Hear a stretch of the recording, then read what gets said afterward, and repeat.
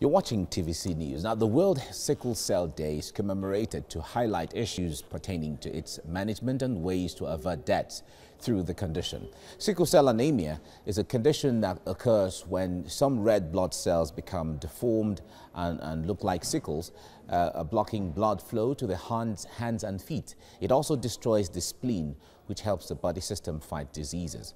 Presently, Nigeria has the highest number of people living with the condition in the world, with more than 150,000 children born annually with sickle cell anemia.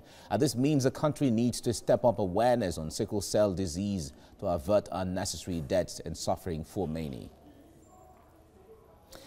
Joining me now via Skype is CEO, Sickle Cell Foundation, Dr. Annettee Akinsete. It's nice to have you join me right now, Dr. Akinsete. Now, when we see the figures where Nigeria stands as one of the countries with the highest figures of sickle cell in the world, how troubling is this, and what is government doing or all the agencies doing to ensure that we create enabling awareness and avert this? Thank you. Thank you for having me here too, Mike. You know, Nigeria is not one off. Nigeria is a country with the highest burden of sickle cell in the whole world. And you got the figure right. We estimate that 150,000 babies are born every year with sickle cell disorder in Nigeria alone. And more troubling is the fact that about 100,000 of these children do not live to the age of 5.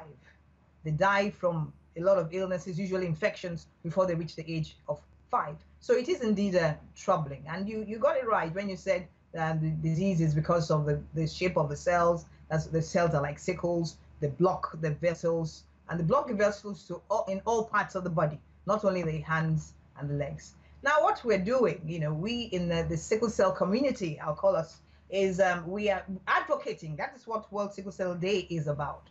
Is a day set aside by United Nations. The first one was celebrated in 2009, and I was privileged. I feel blessed to have been part of that lobby to push for World Sickle Cell Day. So since then, we've been celebrating the day, and it is really to advocate to government, to all stakeholders, but to government to say, look, prioritize sickle cell disorder. For us in Nigeria, it is pertinent that we're asking government bring it to the front burner, fund the programs. There we have the sickle cell desk at the Federal Ministry of Health. I believe we have the same at some state levels, but they are not funded.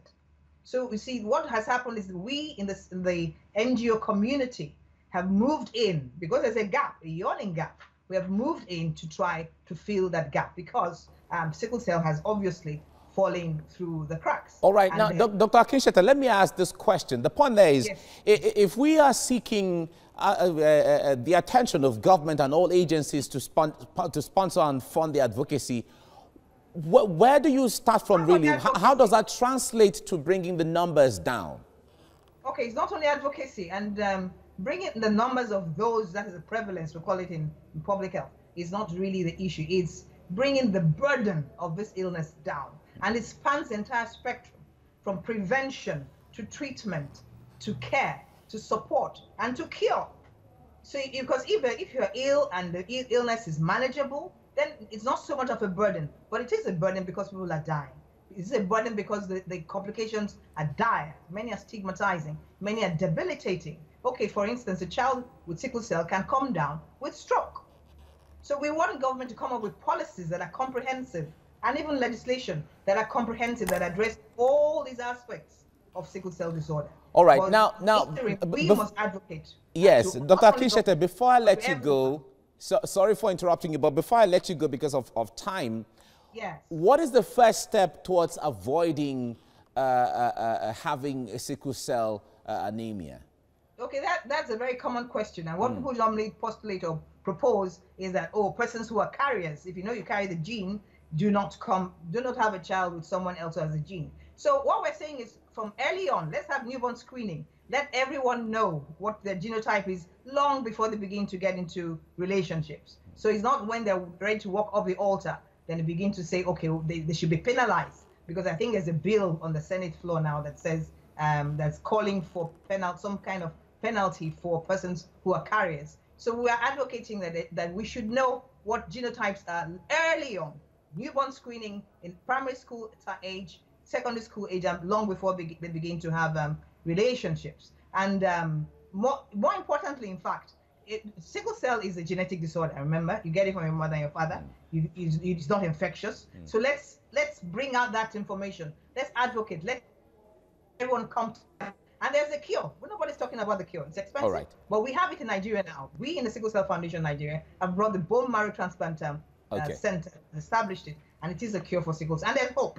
Let's hope. Let's keep the future bright for persons with sickle cell. It is not a death sentence. Dr. Annettee Akinsete, thank you so much. Thank you very much. We have to leave you here now. Thank you so much, Dr. Annettee Akinsete, the CEO of Sickle Cell Foundation. We really appreciate you for your time.